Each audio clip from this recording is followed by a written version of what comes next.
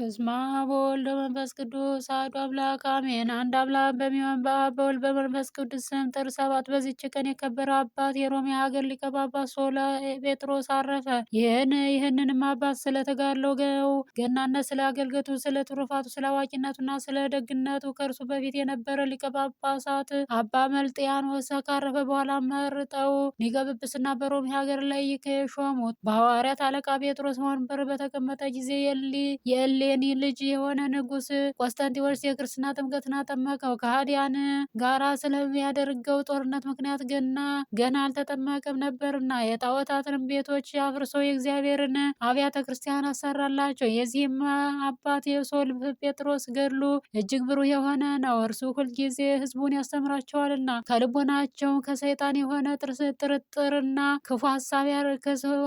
ክፉ ሀሳብን ያርቃል። ከእርሳቸው ስውር የሆነውንና በመጽሐፍ ምስጢር ትርጉም ያስገነዝባቸዋል። አይሁዳውያንና ዮናንያውያን ይህንን ሁልጊዜ ይከራከራቸው ነበር። ከእርሳቸው ብዙዎች መልሶ ወደ ቀናች ሃይማኖት አስገባቸው። የክርስቲያን ጥምቀትንም አጠመቃቸው። ስሙም በምዕመናን ዘንድ ፈጽሞ የሚያስፈራ ሆነ። እግዚአብሔርን ስለማወቅና ስለ ወልደ እግዚአብሔር ሰው መሆን ብዙ ድርሳናትን ደረሰ። በተሾመ በሰባተኛውም ዓመት ስለ አርዮንስ በኒቅያ ከተማ ሃይማኖታቸው የቀና የ318 የከበረ አባቶች የአንድነት ስብሰባ ሆነ። ይህንንም አባት ሶል ጴጥሮስ ከእርሳቸው አንዱ ነበር።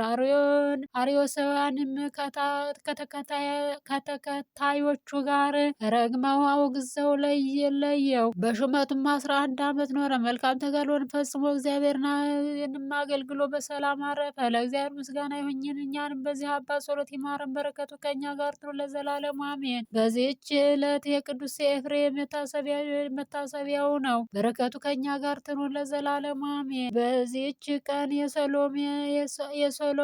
የሶሎሞን፣ የጎርጎሪዎስ፣ የማርቆስ፣ የአትናዮስ፣ የሎዬ፣ የመለየን፣ የሱስዮስ፣ የማርታይ መታሰቢያቸው ነው። በረከታቸው ከእኛ ጋር ትኑር ለእግዚአብሔር ምስጋና ይሁን አሜን። ጌታ ሆይ ከብልጽግናቸው ብዛት የተነሳ ብዙ መዝባ ካስገቡት ይልቅ የድሃይቱን አነስተኛ መባ እንደተቀበል ሁልጊዜ የሚያገለግሉ እልፍ አእላፍ መላእክትን እያሳሰቡ በችግር የጊዜ የማቀርብልህን ምስጋና ተቀበል። እናንተም ቅዱሳን ነቢያት፣ የወንጌል ሰባኪያን ሐዋርያት፣ ጻድቃን፣ ሰማዕታትና ትጉሃን መላእክት፣ ፍጹማን ደናግል እንዲሁም ደጋጎች መነኮሳት ወይ ልጅ አዋቂ ሳትለይ የምንሰበሰብባትን የጉባኤ ቦታ ባርኩ። ይህንንም መጽሐፍ ወረቀት አዘጋጅቶ ብራና ደምጦ የጻፈውን ያጻፈው ከግዕዝ ወደ አማርኛ የተረጎመውን ቃለ ንባቡን በእርጋታ በመንፈስና በተመስጦ ሕሊና ያዳመጠ በደለኛን ሁሉ የምታስምር በጌታ እናቱ በማርያም ጸሎት ኢየሱስ ክርስቶስ በአንድነት ይማረን። ኢየሱስ ክርስቶስ በአንድነት ይማረን። ኢየሱስ ክርስቶስ በአንድነት ይማረን ለዘላለሙ አሜን።